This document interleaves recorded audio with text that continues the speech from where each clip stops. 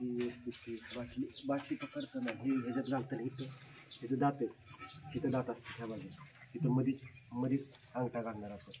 अंगठा घातला की ते आपोआप उघड टाका नाही, बळवून नाही टाका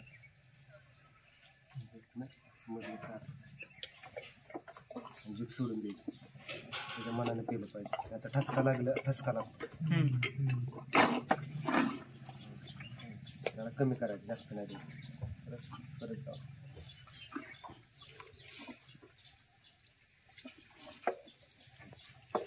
ते इंजेक्शन वगैरे जर दिलं तर काय होतं, हे बसवायचा प्रयत्न आपण म्हणतो की बसवायचा, पण इंजेक्शन दिल्यानंतर काय होतं ते बसत नाही आणि फुटत पण नाही.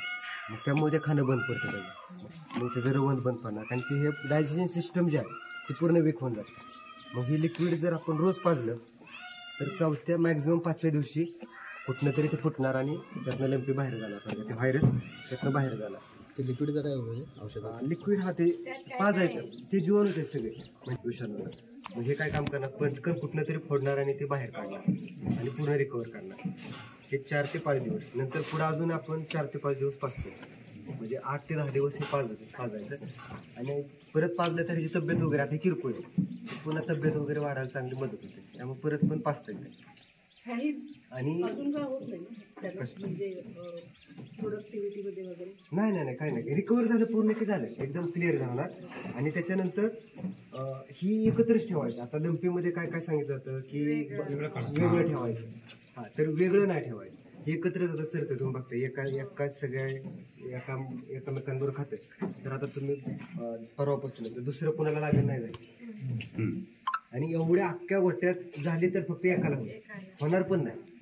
ह्याच्यामुळे होते म्हणून नाही. आता ह्याला कुठं आलं, हे तर कुठं आजूबाजूला आपल्या परिसरात कुठंच लंपी नाही, म्हणजे साधारण अर्धा किलोमीटरवरती 1 किलोमीटरवरती कुठं नाही. आणि बाहेर पण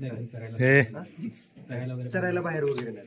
त्यामुळं एकत्रच ठेवायचं, ते भीती नाही ठेवायची की बाहेर बाजूला बांधून ठेवायचं वगैरे, एकत्र राहून द्यायचं.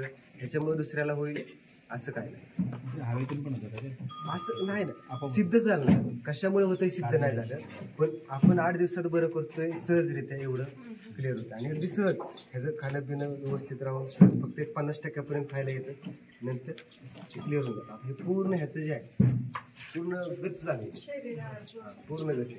पाय पण सुचत, हां मग का पाय सुचलेत होते, पूर्ण गच आहे. आता तरी ते क्लिअर आहे, रवंत वगैरे चालू, सगळं चालू. उद्या जर त्याचं टेम्परेचर घेतलं तर उद्या 103 104 असेल, आणि 2-3 दिवसानंतर ते पूर्ण क्लिअर असेल.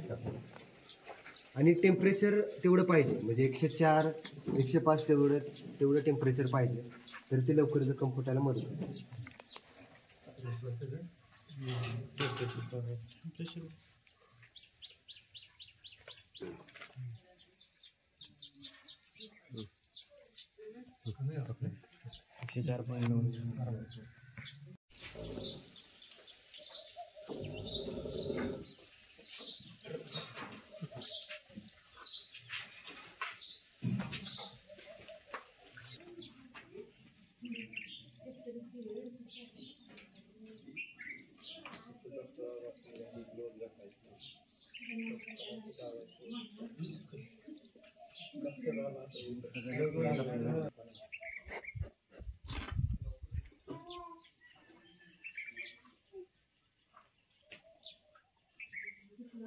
नानाचं झालं कवर, नानाचं कवर झालं. हां दुकानानं त्यांनी एक पण इंजेक्शन दिलं नव्हतं.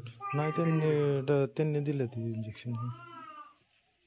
आपलंच काय झालंय.